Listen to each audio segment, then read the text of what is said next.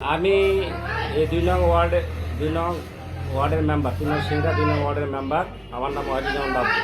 সকালবেলা 9টা সাড়ে 9টার দিকে আমাকে একজন ফোন দিল দিয়ে বলতেছে যে এখানে পোস্ট অফিসের সামনে তালের গাছ থেকে তাল পাড়তেছে এবং এই তাল পাড়ানে অনেক গ্যাঞ্জাম পাঁচ মাথায়। তারপরে আমি তাড়াহুড়া করে চলে আসলাম, আসে দেখি যে হ্যাঁ তাল পাড়তেছে এবং গ্যাঞ্জামটা পাঁচ মাথায়। তারপরে সাইডের সমাজকে আমি ফোন দিলাম যে ভাই আপনার তালগুলো কেন বেচলেন। তো উনি আমাকে ফোনে হুমকি হ্যাঁ তুমি কি হয়েছেন, আমার পোস্ট অফিস আমি বিক্রি করছি।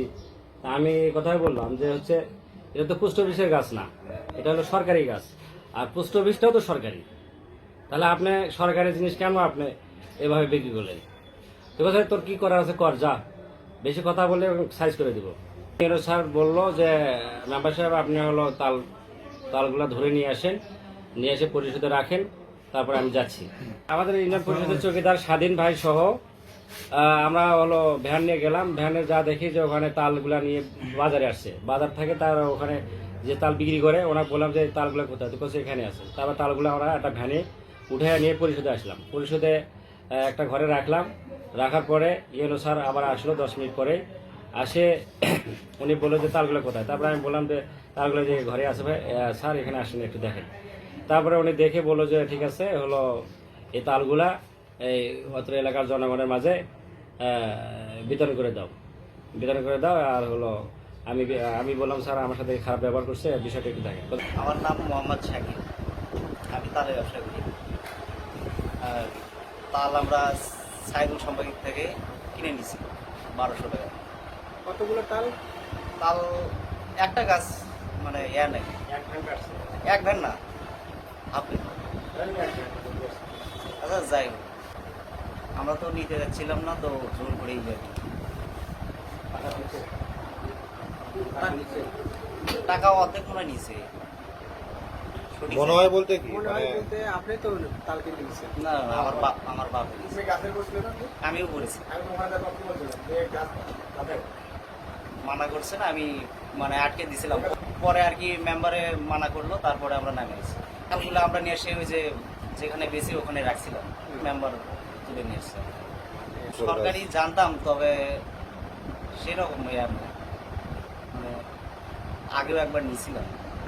3 নম্বর ইউনিয়ন পরিষদে 2 নম্বর ওয়ার্ডে মেম্বার জনাব মোহাম্মদ ওয়াহিদুজ্জামান বাবু আমাকে ফোন দেয়। ফোন দিয়ে বলে যে ভাই পোস্ট অফিসের সামনে যে রাস্তার ধারে যে গাছ আছে সেই গাছে তাল পেড়ে নিয়ে যাচ্ছে। এমন কেন? বললো যে সাইদুল সাংবাদিক নাকি এগুলো বিক্রি করে দিচ্ছে।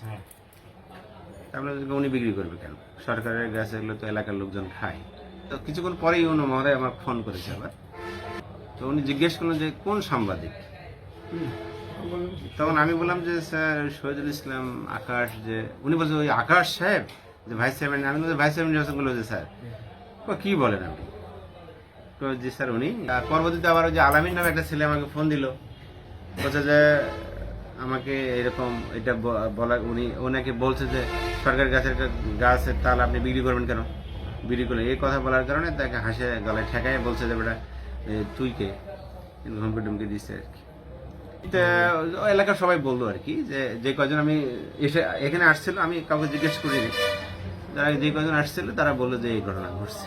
এটা রাস্তার গাছ, রাস্তার অনেক গাছ আছে যেগুলো জনগণ, ওই এলাকার জনগণের এগুলো সুবিধা ভোগী। তারা ওই তাল পাকলে পাড়ে, তারা নিয়ে যায় খায়, নিয়ে যায় বিক্রি করে, পড়লে নেই, কেউ গাছে উঠে পারে না। রোডের গাছ সরকার জনগণ খায়, সেটা ভোগ করবে, এটা অন্য কেউ সেটা বিক্রি করে দিবে, এটা তো অনৈতিক কাজ, এটা ঠিক না, আমার দৃষ্টিভঙ্গিতে এটা ঠিক না। আমি ইউনো মহাদের সাথে কথা বলেছি, উনি বিষয়গুলো দেখবে বলে আশ্বাস করেছেন। অফিসের মধ্যে এটা আমরা ছোট থেকে বড় হয়েছি, যে আমরা এখানকার আশেপাশে যে ফ্যামিলিগুলো থাকে এই গাছের তাল ওনারা কুড়ে খায়। কথা বললে মামলা হামলার দেখায়, মামলা হবে, হামলা হবে, এটা হবে, ওটা হবে। আমার সমাজে একদিন করতে আসবেন, তাহলে বিস্তারিত জানা যাবে। আমরা ছোট থেকে দেখে আছি সরকারি গাছ। গাছটার তাল আমরা ন্যাংটার থেকে, একেবারে ন্যাংটার থেকে এই গাছটার তাল খাই। শুধু আমরা না, এই অত্র অঞ্চলের মানুষ, ভ্যানওয়ালা, রিক্সাওয়ালা, আমি ভ্যান চালক একজন, এই গাছটার তাল খাই। কিন্তু আজকে সকালবেলা দেখলাম এখানে এসে একজন তাল পাততেছে। তো আমি বাড়ি থেকে বের হলাম, বের হওয়ার পরে তাকে জিজ্ঞেস করলাম, ভাই এই তালগুলা কেন পাচ্তেছেন, এটা তো সরকারি গাছ, এটা তো 10 জনে খায়, এখানকার রাস্তা দিয়ে যে যায় সেই খায় বা এলাকার মানুষজন যারা আছে তারা খায়। তো উনি বলতেছে তাল তো আমরা এগুলো কিনে নিছি, কার থেকে কিনে নিছি আমরা তো জানি না কার থেকে কিনছি, আর এটা বেচলই বাকি। পরে উনি বলতেছে যে এটা এই যে আমাদের দেবীপুরের এই যে সাইদুল ইসলাম আকাশ, উনি নাকি এটা বিক্রি করে। তো আমি বললাম এটা তো আমরা সবাই খাই, তাহলে এটা উনি বিক্রি করলো কেন? তুমি দয়া করে ওনাকে একটু ডাক দিলে হয়তো বা সবাই করতো, রিকোয়েস্ট করতো যে এটা বিক্রি করার দরকার না, এটা সবাই খায়।